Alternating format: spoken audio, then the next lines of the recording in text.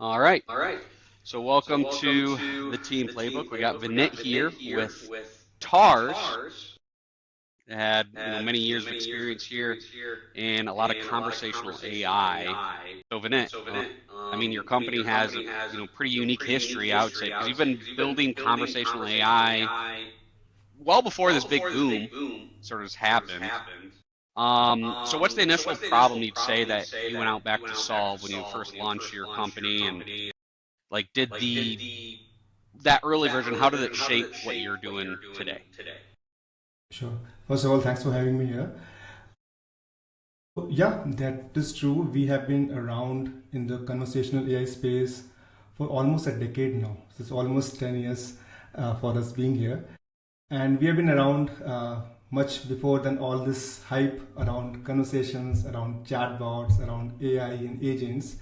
And we started out very surprisingly as a solution in the conversion rate optimization space. So if you are in any kind of marketing role, you know about this word. Conversion rate optimization is a bread and butter for a lot of marketers out there. So we started out with the chatbot as a conversational interface. So the value proposition of the chatbot back then was not AI, it was not intelligence. There was no intelligence back then, back in 2015 or 16 when we started out. The value proposition was the interface itself. The interface is so simple, you just sort of drop a message to the system and you get a response back and it will do something for you. It won't be as crazy as ChatGPT or Gemini of today, but it'll do something where you don't have to figure out which buttons to click or which drop down to open. You just send something message and you get something done. So back then when we started out, that was our hypothesis, that the chatbot as in the conversation interface itself has value, even though there was not much intelligence behind it. And our hypothesis was, if you replace your forms, your web forms or lead generation forms with these chatbots, which are much more interactive and much more conversational interface, even though there was no intelligence, but it just felt like that, people will be much more open to give a lot more information, and that's exactly what happened. And so we Have you went out. seen Yeah. that, just to lead on that, like, Sure. so you would know what the actual response to that like before, and then over time, how have you seen that growth in the response rate or the capture of that client? Yes. So yeah, so back then we used to actually put out on our first follow-up website that you will get a 2x or 3x jump in your conversion rate. That means literally it will increase by 2 times or 3 times. So if you're using a form with 5% or 6% conversion rate, which is very typical of web forms, we have actually seen conversion rate increase to 10%, 15%, even sometimes 20% as well, just by replacing the form with a chatbot, which is not doing anything. It's not answering any questions. It's not doing anything. It's just asking questions and asking questions about what is your email, what is your phone number, what is your name. That's it. So we actually seen this thing over and over again across different industries, including real estate, education, finance, government, across. We have worked with so many industries, and it has worked over and over again. We have seen this happening. So when you look at the market today, right, what are the biggest trends that you're seeing now in this conversational AI, the automation space? Like, where do you see this whole industry heading here in the next, year, 18 months? So now definitely everything is about AI and intelligence. It's all about automation. It's all about full automation and replacing what people were doing earlier with very consistent and very like 24/7 available systems. And I think that is where things are. So there, whenever you have trends, I think there are always two parts to it. One is what is possible, and the other is what is being portrayed. So what is possible is where I work in, which is the product and engineering. So I'm the CTO at my company. So I'm work in very grounded stuff. I see the data where things are actually working, and then there is your hype cycle where there's always much more early than what is possible. So even though the hype is right now that anything is possible, we can ask these AI agents to do anything, and they're already taking over all the jobs. But the reality on ground is that these are really good. These systems are really good in making demos and showing off something that is what is possible. But when you go take them to the production, it is still not there yet. It is still a lot of work to be done. So when you So, say when it's not there yet, what do you think is the biggest, the biggest hiccup that you're dealing with or that you're seeing? yeah. So as you know, if your audience don't know, LLMs, the large language models, which are the one powering this revolution, they are inherently non-deterministic or probabilistic in nature. So when you think about traditional software, when you have any form, when you have any kind of database, it does exactly what it's supposed to do every single time, 100% of the time. You put in an entry, it always gets saved unless there's a network issue or some other issue. It always works. There is no if and but around it. But LLMs, by its nature, I mean, you have used ChatGPT. If you ask the same question two times, it will give very, very different response. Even though the meaning of that response might be in essence might be same, but exactly it's very different. Sometimes it gives wrong responses as well. So this is the pretty much the nature of the LLM systems. These are non-deterministic, probabilistic, or stochastic systems, and that is the main problem. What happens is when you have an agent, these LLMs have to take a series of these steps, series of these actions, one after another, in order to complete some real world task. For example, if you want to book a appointment for your any kind of listing, or if you want to showcase anything to your customer who is coming to your website, they will ask a question which requires multiple of these LLM calls, multiple calls to the tools, taking those information back to LLM and then processing it and then giving it back. So there is a series. It's not just one LLM call. It's a series of series of calls supposed to happen, right? So on every call, even if the LLM drifts by just by 1%, it just adds up. It just compounds. That error rate compounds as the number of steps increases, and it reaches to, even if you have 10 steps or just 20 steps in any real world scenario, that 1% drift in the what you want, basically 1% error compounds and it becomes 20% or 25%, and at that time the system is not usable in any kind of production environment. So that is the main problem, which is that these systems make mistakes. They make small mistakes, and when you use only one or two times, it doesn't seem like they're making mistakes. It seems like they're really working really well. But if you use it in real world scenario, they just drift off very quickly as it actually handles in a real world scenario, right? So I think that is the main problem. What do you think is the best fix for that, or how are you guys addressing these problems that you're running into? Because obviously this is going to help hamper growth for you. But yeah, what do you guys see, or what do you think? How do you address it? So this is an industry-wide phenomena. Anyone who is making any kind of AI application right now, they have to address to this problem. They cannot just leave it, especially if they are looking for full automation. They are looking for the systems to work completely without any guidance. So there are one breed of software which are like co-pilot, where there's always a human in the loop. Someone is looking at it. There are a lot of coding agents, people call it, where a person is already always there in working every step of the way. So if the LLM or agent drift away, the user is always there to guide them. But when you talk about full automation, it's not. This is a real problem. Mm-hmm. So for those, the solution to this problem is it goes into data science and understanding how these systems behave, and building your layer on top of these systems in a way which takes care of this and monitors the drift in error that's happening in a very systematic way, and basically fixes that, improves that. And this is not a one-shot solution. This is not going to be a simple solution. Yeah, I think it seems like it kind of depends where you're applying it, right? In the process that you put in place too.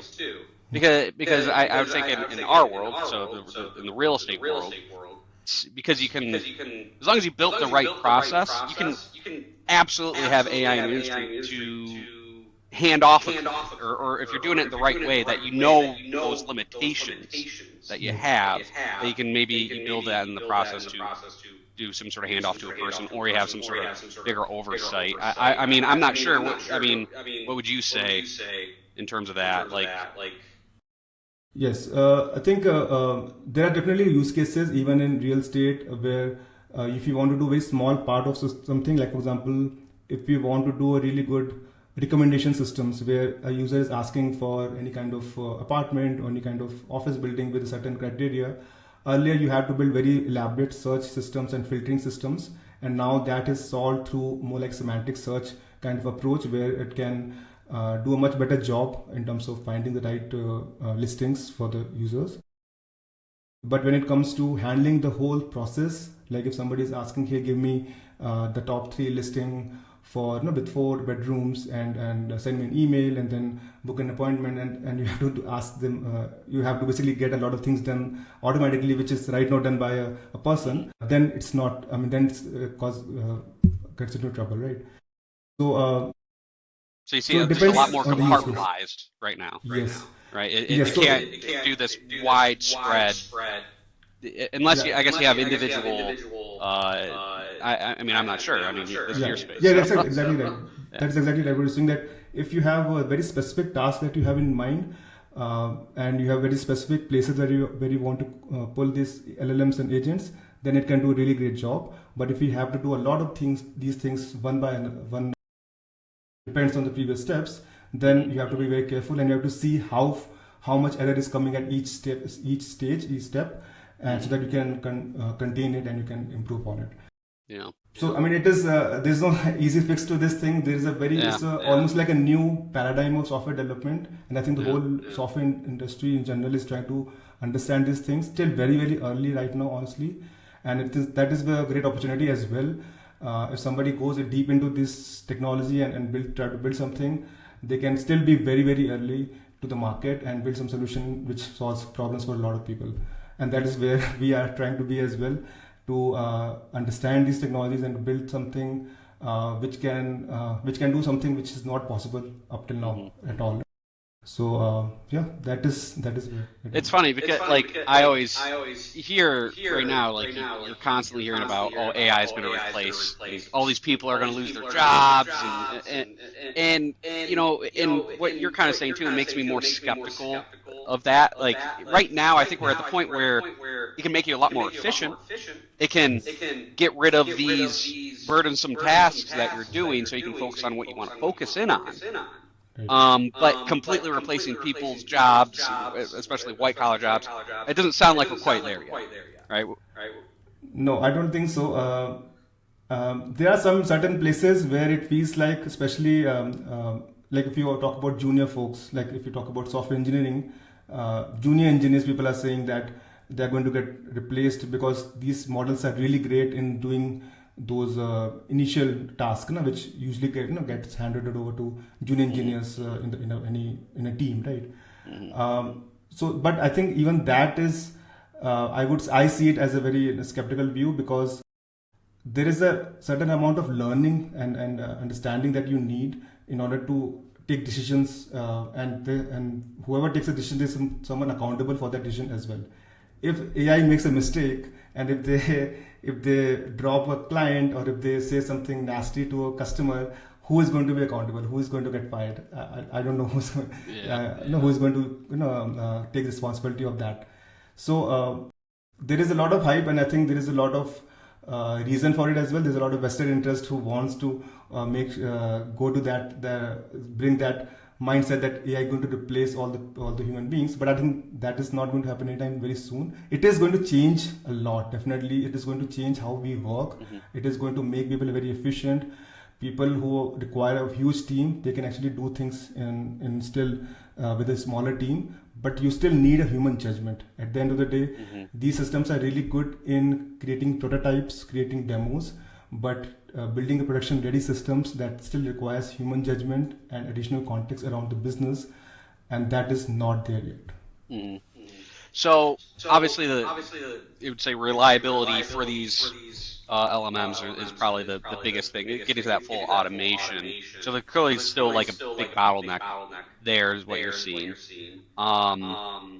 I guess for, let's say, just for a real estate owner, right, or team owner, so think brokerage or lenders or whoever, who want to invest heavily in AI because they know that they should, Right. because it's the new thing on the block, right? And there's clearly benefits there. What do you think? So that lack of reliability for that business, like how do you think they should vet the system that they're taking to make sure it's trustworthy with what they're investing in? And also, what do you think is like the most practical use right now, depending on the limitations that we're looking at? I think in order to really evaluate any tool that they want to adopt in their organization, they should be looking at how the product is showing all the cases to them. How the tool is presenting. Like say they're using this tool to do a customer support or being a chatbot sitting on their website, so that anyone can come in, they can ask some questions around whatever listing that they're interested in. They can probably book some appointments, or they can ask some questions about what happened, certain criteria or something. So these are all usually a customer support kind of use cases or customer experience use cases. So I think one really great way to evaluate is how the product or how the tool is actually presenting all this information, all these conversations in a very easy to consume manner. And they can actually, do they have any kind of analytics or measuring way to check or to calculate the overall experience for each conversations.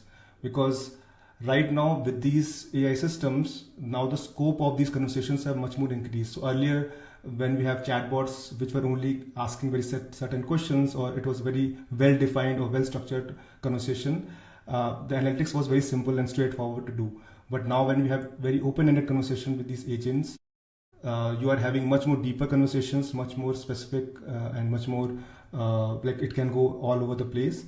So one way, a very good way to evaluate is to see their analytics system. How are they presenting this information to them, and if they have it or not? Because still a lot of products do not have it. They just have a system, and you just have to go through and read through all that conversation transcript yourself manually to figure out, okay, what happened, what went wrong, Imagine what reading went. like thousands of conversations just to, And that's not possible. That is just impossible to do that thing. So if you have a system or product which shows this information in a very easy to understand manner and where you can measure it, I think that's a really great signal. Even though it might not be as good as right now, but if they have a way to measure it, I'm very sure that product will do something to improve that, continue to improve that system, or they will have a way to hand off whenever it's not able to do things. It will be handing off to a human agent or a human. So I think that is a really good way to measure or evaluate a good product.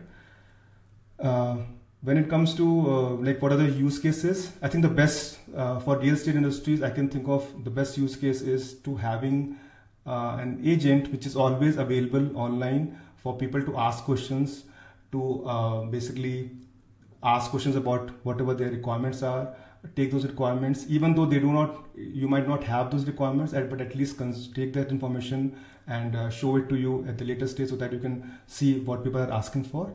But ideally, if you have it, it connects to your database of your listings, and it can pull that information and present it to the user in a very good way. So overall, a kind of a sales agent or a customer support agent, it's a mix of both. Basically, it's a customer experience agent. That's where we work as well.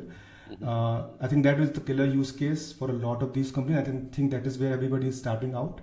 But as you go along, there are other use cases which are internal use cases as well, where you can use this information to automate a lot of internal processes, which are relatively low value, lesser value compared to something which is always sitting on your website and always available for customers to ask questions, because that will give you actual leads and more business.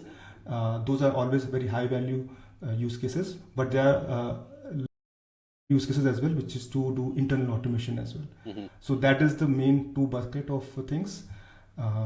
But yeah, I think starting with the customer facing conversation is actually quite good. yeah, I mean, I feel like, especially today's world, everyone expects right now. I'm reaching out, I want to hear back immediately. So Yes. just having that, it's the world we live in now, right? And so, yeah, And having that is actually a 24/7 competitive. availability, and actually having a bit of a conversation too. It's not just submit your info, wait to hear it back. It's actually providing value Right. initially, and then And maybe having setting that appointments. And, is yeah, the real competitive advantage if you have it, and if your competitors don't have it, and it can actually give answers to the customer's question and actually provide value, they will definitely want to talk to you more yeah, and interact with you and come back to you often as well. So yeah, that is where the leverage is. yeah, yeah. I mean, I know I've gotten texts and emails from clients at 9:30, 10 p.m. at night, and they're like, I'll get back to that tomorrow, but At that point, maybe it's too late. Maybe I'll never hear from him again.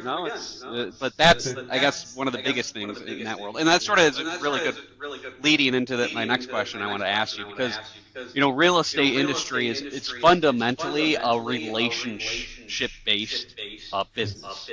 So, like, how do you see this reliable conversational AI being used to enhance that customer experience? You've kind of already answered that a little bit, and not just generating quick leads, but actually builds trust, and it's not fully robotic, right? Right. Like what? How do you?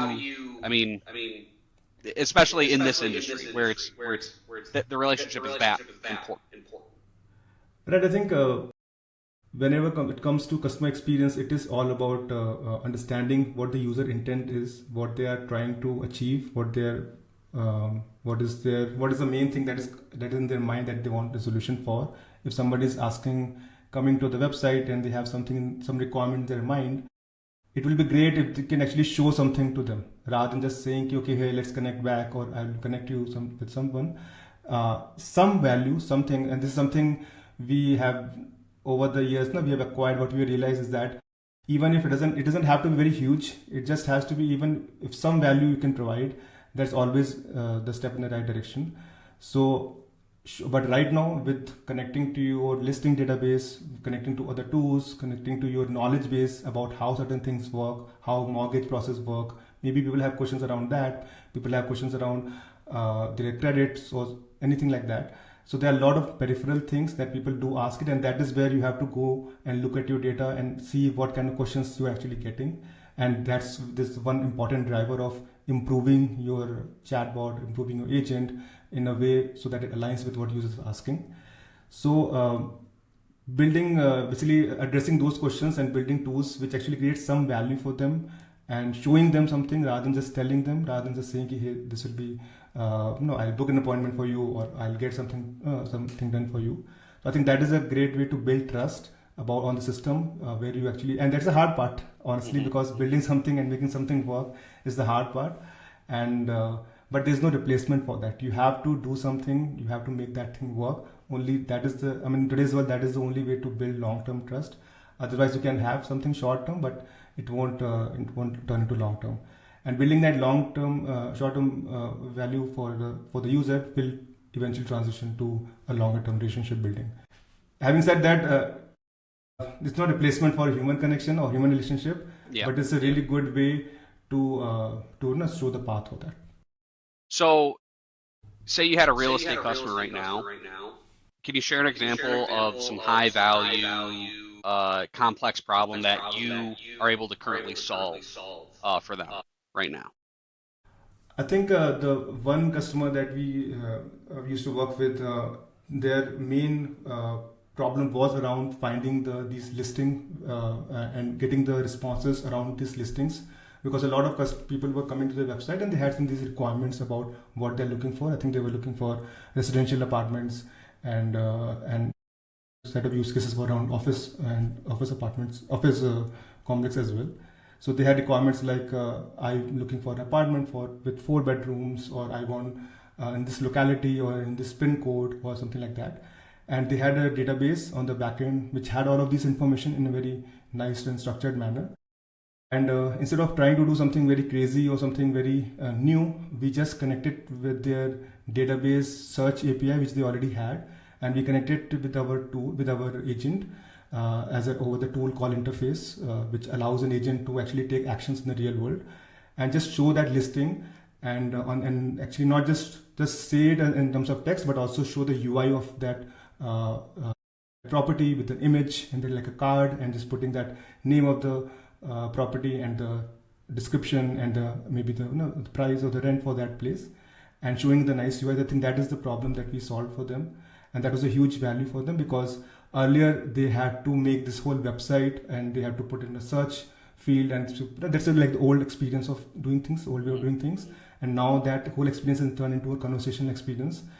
So this is something we have worked on, and it has created a lot of value for them.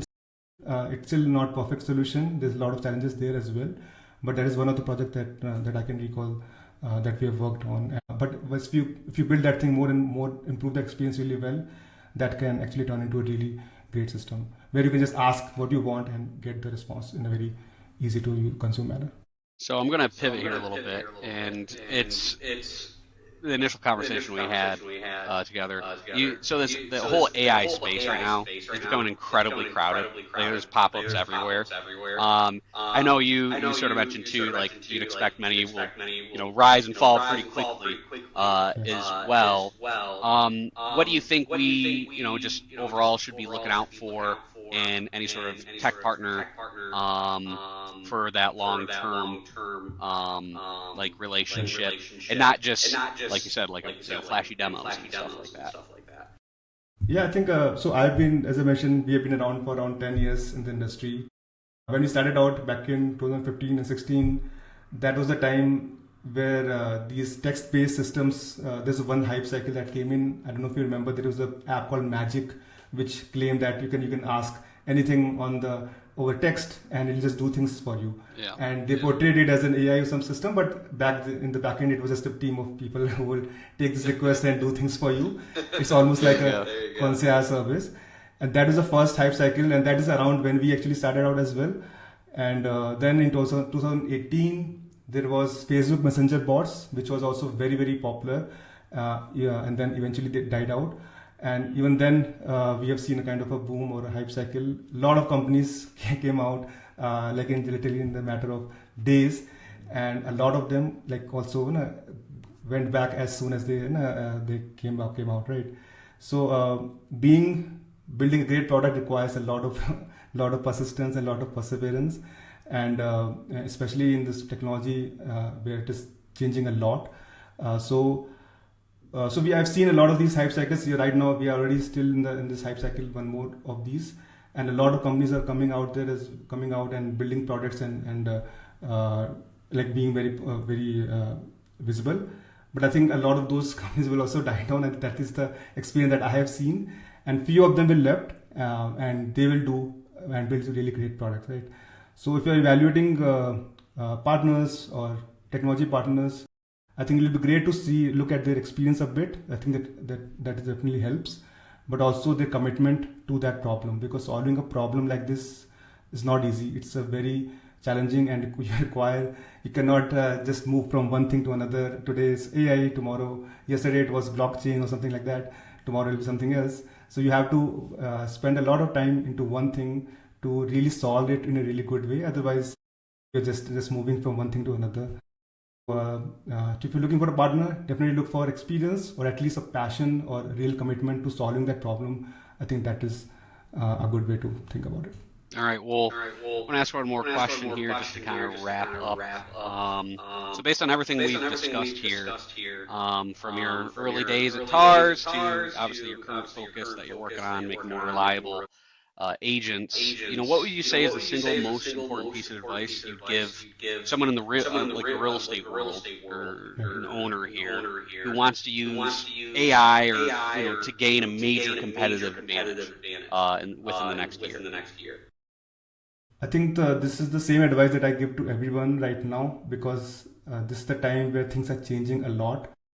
The advice is just to learn new things. Don't be shy. Don't shy away from trying new things. You will definitely make mistakes. You will work with a partner or you will work with a product which doesn't work as you expected it to work, or you will end up with a partner who are not very good in what they're doing, or they're not responsive. You will definitely make mistakes, but I think right now it's the time to trying it out, and that is the only way to stay ahead of the curve. Because if you're not trying it right now and making those mistakes yourself, then you're just waiting for everybody else to make those mistakes and come to a solution, and then you are late in a way. Yeah, you're already behind.